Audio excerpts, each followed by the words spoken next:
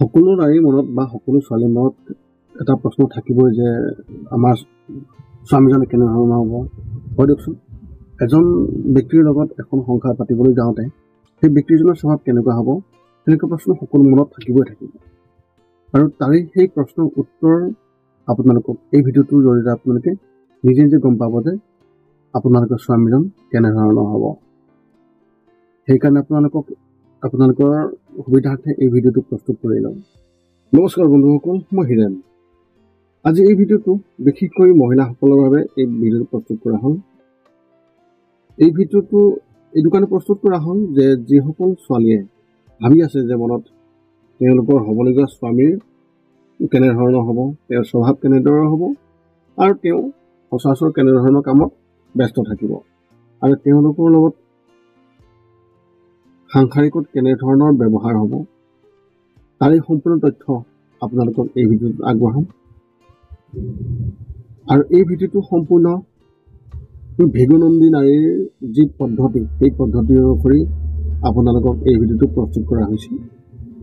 আৰু এই ভিডিঅ'টোত আপোনালোকে গম পাব যে আপোনালোকৰ হ'বলগীয়া স্বামীৰ কেনেধৰণৰ হ'ব। ইয়াতে পোনপ্ৰথমে আপোনালোকক লাগিব, আপোনালোকে স্ক্ৰীণত দেখি থকা যিখন তালিকা দেখিছে, উদাহৰণ হিচাপে ইয়াতে আপোনালোকক সম্পূৰ্ণৰূপে দেখুওৱা হ'ব। আৰু আপোনালোকক লাগিব এখন লগ্ন তালিকা। আৰু সেই লগ্ন তালিকাত আপোনালোকে চাই গম পাব যে আপোনাৰ লগ্ন তালিকাত মংগলৰ স্থান ক'ত আছে। আপোনালোকে নিশ্চয় দেখিছে যে স্ক্ৰীণত ইয়াতে আছে সম্পূৰ্ণৰূপে 12টা ঘৰ, আৰু এই 12টা ঘৰৰ যিকোনো অংশত মংগল গ্ৰহৰ স্থান থাকিব। আৰু আপোনালোকৰ যদিহে লগ্ন তালিকাখন আগত বনাই থৈ দিয়া আছে তেনে খুবেই ভাল কথা। আৰু যদি নাই তেন্তে আপোনালোকে আজিকালি খুব সুবিধা হিচাপে আপোনালোকে অনলাইনত এনেকুৱা কিছুমান এপছ আছে, যিটো এপছৰ দ্বাৰা আপোনালোকৰ লগ্ন তালিকাখন লাভ কৰিব পাৰিব। খালি আপোনালোকৰ সঠিক জন্মৰ সময়, ডেট অফ বাৰ্থ আৰু প্লেচ এইখিনি আপোনালোকে তাত এণ্ট্ৰি কৰক আৰু আপোনালোকৰ লগ্ন তালিকাখন লাভ কৰিব পাৰিব। এনেকুৱা ধৰণৰ বহুতো এপছ আছে যিটো আজিকালি বহুত সুবিধাজনক হয়। সেইখন আপোনালোকে উলিয়াই আপোনালোকে তাত চাব যে মংগলৰ স্থান কোনটো ঘৰত আছে। ইয়াতে ওপৰৰ সমাজত যিটো আছে ই সদায় 1 নম্বৰ, তাৰ পৰা তেনেকৈ আৰম্ভ হৈ পেলাই টোটেল 12টা ঘৰ আছে। এতিয়া আপোনালোকক মই খুব সহজভাৱে যিমান পাৰোঁ আপোনালোকক বুজাবলৈ চেষ্টা কৰিম। আপোনালোকে নিশ্চয় খুব সহজভাৱে বুজি পাব, ইমান কঠিন নহয়, আপোনালোকে নিশ্চয় গম পাব। আপোনালোকে চাব যে যদিহে 1 নম্বৰ ঘৰত, স্ক্ৰীণত আপোনালোকে নিশ্চয় দেখিবলৈ পাইছে যে 1 নম্বৰ ঘৰ কোনটো, তাত যদিহে মংগল গ্ৰহ থাকে তেন্তে আপোনাৰ যিজন হ'বলগীয়া স্বামী তেওঁ এগ্ৰেছিভ হ'ব। অলপ তেওঁৰ মনত যিটো খং ভাৱ সেইটো অকণমান বেছিকৈ থাকিব, আৰু সেই ক্ষেত্ৰত অকণমান হাই কাজিয়া হোৱাৰ সম্ভাৱনা আছে। কিন্তু সেই ব্যক্তিজন স্পৰ্টছৰ লগত জড়িত থাকিব, কাৰণ কিয় মংগল হৈছে অগ্নিতত্বৰ বস্তু, আৰু যিটো খেল, সেই খেলত অগ্নিতত্বৰ লগত সম্বন্ধ আছে। আৰু মংগল গ্ৰহ যিহেতুকে ৰঙা গ্ৰহ, সি সদায় য়ং অৰ্থাৎ ষ্ট্ৰং গ্ৰহ হয়। আৰু সেই ব্যক্তিজনৰ যিটো ৰূপ আপোনালোকে দেখিয়ে গম পাব যে এজন নিশ্চয় মংগলৰ লগত সম্বন্ধ থকা ব্যক্তি। কাৰণ সেই ব্যক্তিজনে 1 নম্বৰতে সেইজন থাকিব স্পৰ্টছৰ লগত সম্বন্ধ, আৰু তেওঁ দেখিবলৈ বহুত ধুনীয়া হ'ব। কাৰণ কিয় ষ্ট্ৰং ব্যক্তিজনেহে খেলত বিশেষভাৱে অংশগ্ৰহণ কৰিব পাৰে, যিবিলাক শাৰীৰিক খেল। লগতে আৰু এটা কথা জানি লওক যে আপোনালোকৰ মাজতে চাগে কোনোবা এজনীৰ বিয়া বাৰু হৈ গৈছে, তেওঁতো ক'ব পাৰে যে মোৰ স্বামীজনটো ইমান খং নাই। কিন্তু ইয়াতে এটা কথা, তাত যদিহে শুভ গ্ৰহ হিচাপে দেৱগুৰু বৃহস্পতি গুৰু যদিহে শুভ দৃষ্টি থাকে তেন্তে সেই যি খং, সেই খঙক বৃহস্পতি গুৰুৱে নাশ কৰি দিয়ে। এটা একদম সত্য কথা। কাৰণ কিয় যিজন গুৰু তেওঁৰ আগত মংগলৰ যিটো শক্তি তেওঁ সেই শক্তি প্ৰায় নাশ হৈ যায়। সেইকাৰণে সেই ব্যক্তিজন সহজ হৈ পৰে অলপ হ'লেও, আৰু তেনেকৈ হাই কাজিয়া কৰা বিধৰ নহয়। যদিহে শনিৰ যি দৃষ্টি থাকে তেন্তে আপোনালোকৰ মাজত হাই কাজিয়া হোৱাৰ সম্ভাৱনা অত্যন্ত প্ৰবল। আপোনালোকে চাব লাগিব যে মংগল গ্ৰহ 1 নম্বৰ ঘৰত আছে যদিও যদিহে তাত বৃহস্পতি গুৰুৰ শুভ দৃষ্টি আছে তেন্তে আপোনালোকৰ মাজত সেই সমস্যাটো নহ'ব। আৰু যদিহে শনিৰ নাকাত্মক দৃষ্টি পৰে, মেলেফিক শক্তি, শনি হ'ব পাৰে, ৰাহু, কেতু, সূৰ্যদেৱৰ দৃষ্টি, ঠিক তেনেকুৱা ধৰণৰ যদিহে পাপ গ্ৰহৰ যদিহে দৃষ্টি থাকে তেন্তে আপোনালোকৰ সেইবিলাক সমস্যা দেখিবলৈ পোৱা যাব। আৰু তাৰ বাহিৰেও অন্যান্য কিছুমান আৰু আছে সমস্যা, সেইখিনি মই আপোনালোকক আজি এই ভিডিঅ'টোত নজনা, এটা অন্য এটা ভিডিঅ'ত আপোনালোকক মই নিশ্চয় জনাম। এতিয়া আহোঁ 2 নম্বৰ ঘৰলৈ।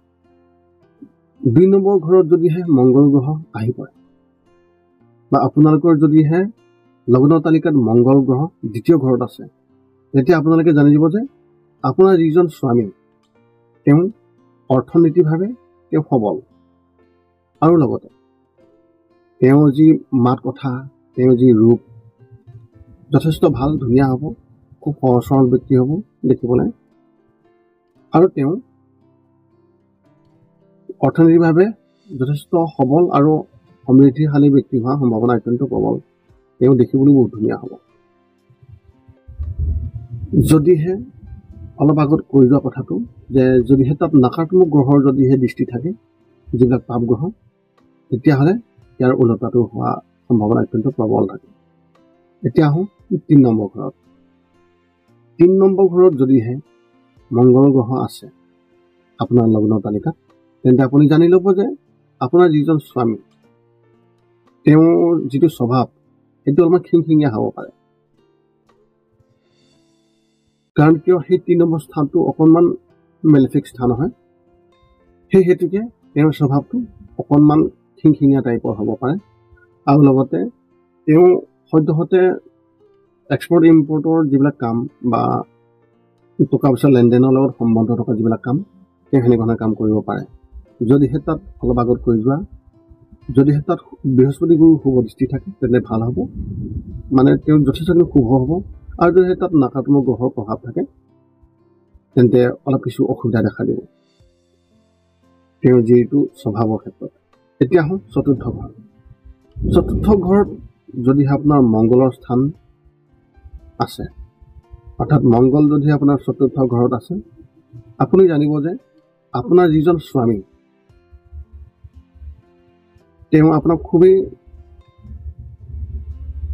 কেয়াৰ কৰিব, অৰ্থাৎ আপোনাক যথেষ্টখিনি চকু ৰাখিব যে আপুনি ক'ৰবাত কিবা অসুবিধা পাইছে নেকি, অলপ মৰম চেনেহৰ মাজত থকা হ'ব। কাৰণ কিয়, সেই স্থানৰ যিটো কাৰক তত্ত্ব সেইটো হৈছে চন্দ্ৰ। চন্দ্ৰ হৈছে মা।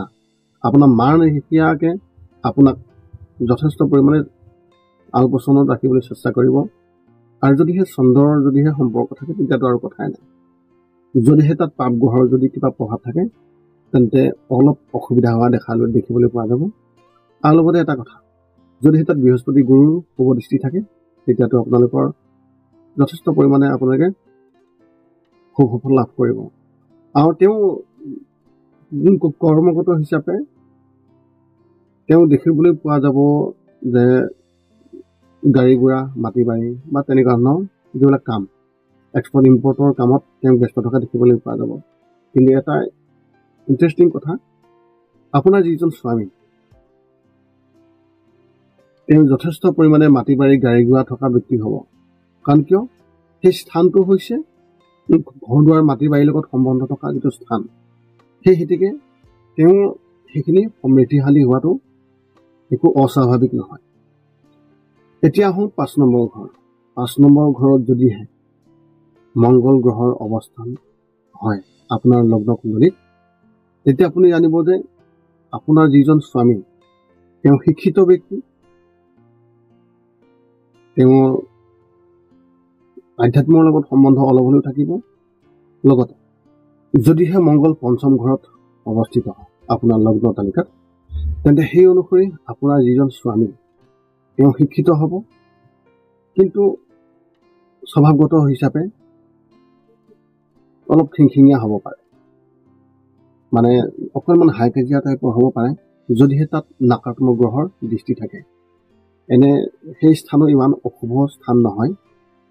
তেওঁ শিক্ষিত হ'ব, তেওঁ খুবেই ভাল হ'ব আৰু আধ্যাত্মৰ লগত সম্বন্ধ অলপ হ'লেও থাকিব আৰু তেওঁ কৰ্মগত হিচাপে শিক্ষাৰ লগত সম্বন্ধ থাকিব। 5 নম্বৰ ঘৰত আৰু এটা সমস্যা আছে, সেইটো হৈছে 5 নম্বৰ ঘৰৰ অধিকাৰী হৈছে সূৰ্যদেৱ। সূৰ্য হৈছে ৰজা, এগ্ৰেছিভ, নাকাৰাত্মক শক্তি বুলি কোৱা হয়, যাক পাপ গ্ৰহ বুলিও কোৱা হয়। সেইকাৰণে তেওঁ খংটো বেছি হ'ব পাৰে আৰু অকণমান আপোনালোকক শাসন কৰাৰ ক্ষেত্ৰত অলপমান হাই কাজিয়াও হ'ব পাৰে। সেইটো আপোনালোকে এডজাষ্ট কৰিব লাগিব। এতিয়া আহোঁ 6 নম্বৰ ঘৰলৈ। 6 নম্বৰ ঘৰত যদিহে মংগল গ্ৰহৰ অৱস্থান আপোনাৰ লগ্ন তালিকাত, তেন্তে আপুনি জানিব যে আপোনাৰ স্বামী অলপ ধাৰ বা তেনেধৰণৰ লোন চোন থাকিব পাৰে, তেওঁ বা তেনেধৰণৰ কিছুমান সমস্যা থাকিব বা স্বাস্থ্যৰ ক্ষেত্ৰতো অলপ অসুবিধা থাকিব পাৰে। কাৰণ কিয় সেই স্থানটো হৈছে নকাৰাত্মকতাৰ যিটো স্থান, তাতেই বেমাৰ ব্যাধিৰ যিটো স্থান হয়, তেন্তে আপোনাৰ স্বামী অলপ স্বাস্থ্য সম্বন্ধীয় কিছুমান সমস্যা থাকিব পাৰে বা অলপ ধাৰ বা তেনেকুৱা ধৰণৰ সমস্যা তেওঁ থাকিব পাৰে। আৰু সেই ক্ষেত্ৰত তেওঁ অকণমান যি মানসিক অকণমান অসুস্থ থাকিব পাৰে, যাৰ ফলত আপোনালোকৰ মাজত অকণমান হাই কাজিয়া হোৱাৰ সম্ভাৱনা থাকে। যদিহে তাত বৃহস্পতি গুৰু শুভ দৃষ্টি থাকে, তেন্তে আৰু সমস্যা অকণমান বাঢ়ি যোৱাৰ সম্ভাৱনা আছে। তাত আপোনালোকে অলপ চেষ্টা কৰিব লাগিব যে আপোনালোকৰ সংসাৰখন ইমান অসুবিধা নহয়, তাৰ বাবে আপুনি সাৱধান হ'ব লাগিব। এতিয়া আহোঁ 7ম ঘৰ। 7ম ঘৰত যদিহে আপোনাৰ মংগল গ্ৰহৰ স্থান আছে আপোনাৰ লগ্ন তালিকাত, তেন্তে আপুনি জানি লওক আপোনাৰ স্বামী বহুতেই ভাল। তেওঁৰ যি ৰূপ লাৱণ্যটো যথেষ্ট পৰিমাণে দেখিব খুব সুন্দৰ হ'ব, স্বভাৱগত হিচাপেও ভাল হ'ব, যদিহে তাত নাকাৰাত্মক গ্ৰহৰ নাকাৰাত্মক দৃষ্টি নাথাকে। যদিহে তাত বৃহস্পতি গুৰুৰ শুভ দৃষ্টি থাকে, তেন্তে এইটো আৰু ভাল। আৰু সেইসকল ব্যক্তি ব্যৱসায়ৰ লগত সম্বন্ধিত আৰু বহুতো সমৃদ্ধিশালী হোৱা দেখিবলৈ পোৱা যায়। তেওঁৰ অৱস্থা পাতি বহুতেই ভাল আৰু সেই ব্যক্তিজনে নিশ্চয়কৈ আপোনাক যথেষ্ট পৰিমাণে সুখত ৰাখিব আৰু আপুনিও সুখে জীৱন যাপন কৰাৰ সম্ভাৱনা অত্যন্ত শুভ দেখিবলৈ পোৱা যায়। এতিয়া আহোঁ 8ম ঘৰ। 8ম ঘৰত যদিহে মংগল আছে আপোনাৰ লগ্ন তালিকাত, তেন্তে আপুনি জানি লওক যে আপোনাৰ স্বামী এনেকুৱা এজন ব্যক্তি যিজন ব্যক্তিৰ মাজৰ পৰা মানে চিক্ৰেট বস্তু ওলাই নাহে। তেওঁ যিকোনো কথা তেওঁ ইমান সহজে কাকো শ্বেয়াৰ নকৰে, তেওঁ লুকাই ৰাখিব পাৰে। আৰু ঠিক তেনে ক্ষেত্ৰত আপোনালোকৰ মাজত কিছু অসুবিধা হোৱা দেখিবলৈ পোৱা যাব পাৰে বা নাথাকিব পাৰে, যদিহে নেগেটিভ এনাৰ্জি বা নাকাৰাত্মক যি গ্ৰহ, সেই গ্ৰহৰ যদিহে নাকাৰাত্মক দৃষ্টি নাথাকে।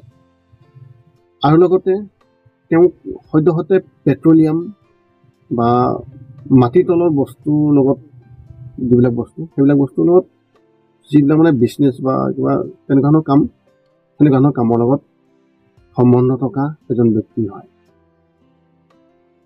এতিয়া আহোঁ 9ম ঘৰলৈ। 9ম ঘৰত যদিহে আপোনাৰ মংগল গ্ৰহ আছে আপোনাৰ লগ্ন তালিকাত, তেন্তে তেওঁ আপোনাক শাসন কৰিব পাৰে। কাৰণ কিয় সেই স্থানটো হৈছে পিতৃস্থান, লগতে সেইটো স্থানটো হৈছে ভাগ্যৰ স্থান। আৰু তাত যদিহে আপোনাৰ মংগল গ্ৰহ থাকে, তেন্তে তেওঁ আপোনাৰ পিতৃৰ লেখীয়াকৈ আপোনাক অকণমান শাসন কৰিব পাৰে, কিন্তু ভাগ্যৰ ক্ষেত্ৰত যথেষ্ট ভাল। আৰু সেই ব্যক্তিজন আধ্যাত্মৰ লগত সম্বন্ধ আৰু তেওঁ এই মঠ মন্দিৰৰ লগত সম্বন্ধ ৰাখি কিছুমান কামত ব্যস্ত থাকিব পাৰে। এতিয়া আহোঁ 10ম ঘৰ। 10 নম্বৰ ঘৰত যদিহে আপোনাৰ মংগলৰ স্থান আছে আপোনাৰ লগ্ন তালিকাত, তেন্তে তেওঁ ৰাজনীতিৰ লগত সম্বন্ধ থাকিব পাৰে বা চৰকাৰী চাৰ্ভিচ হোল্ডাৰ, চৰকাৰী চাকৰি কৰিব পাৰে বা তেনেকুৱা ধৰণৰ কামত তেওঁ ব্যস্ত থাকিব পাৰে। বিশেষকৈ তেওঁৰ যি স্বভাৱ, সেই স্বভাৱৰ ক্ষেত্ৰত তেওঁ অকণমান অত্যন্ত ব্যস্ত থকা যেন দেখিবলৈ পোৱা যাব, যাৰ ফলত আপোনাক সময় দিব নোৱাৰিব পাৰে। সেই ক্ষেত্ৰত আপোনালোকে অকণমান এডজাষ্ট কৰি চলিব লাগিব। কাৰণ কিয়, সেই স্থানটো হৈছে কৰ্মস্থান। সেই হেতুকে তেওঁ বিভিন্ন ধৰণৰ কামৰ কাৰণে তেওঁ অটত ঘূৰি ফুৰিবলগীয়া হ'ব পাৰে। আৰু সেই ব্যক্তিজনৰ ষ্ট্ৰাগল বহুত আছে জীৱনত, কাৰণ সেই স্থানটো হৈছে কৰ্মস্থান। তেওঁ বহুত কাম কৰিবলগীয়া হ'ব। অলপ সময় লাগিছে এই জনবিভাগটোৰ বিষয়ে কোৱাৰ ক্ষেত্ৰত। কাৰণ কিয়, এজন পুৰুষৰ কাম সদ্যহতে আউটত থাকে, এখন ঘৰৰ পৰা বাহিৰত থাকে। আজিকালি সকলোৱে সমানে হৈছে বুলি ক'ব পাৰি, কিন্তু তথাপি এজন পুৰুষৰ যি দায়িত্ব এখন ঘৰৰ প্ৰতি, সেইখিনিও যথেষ্ট পৰিমাণে থাকে। সেই হেতুকে তেওঁ ঘৰৰ পৰা বাহিৰত থাকিবলগীয়া হ'ব পাৰে, যাৰ ফলত আপোনালোকেও তেওঁ অকণমান কেয়াৰ কৰিব লাগিব, যাতে তেওঁ ঘৰখনত আহি একো যাতে অসুবিধা নাপায়। 10ম ঘৰটো হৈছে বিদেশ, লং টাৰ্ম, লং জাৰ্ণি, লং টুৰ, এনেকুৱা ধৰণৰ হ'ব পাৰে। তেওঁ বহুত দূৰ দূৰণিলৈ তেওঁ কেতিয়াবা যাবলগীয়া হ'ব পাৰে, যাৰ ফলত আপোনালোকৰ মাজত অলপ কিছু বহু সময় লং ঢুকোৱাৰ বাবে কিছুমান সমস্যা আহিব পাৰে। আপোনালোকে এডজাষ্ট কৰিব লাগিব।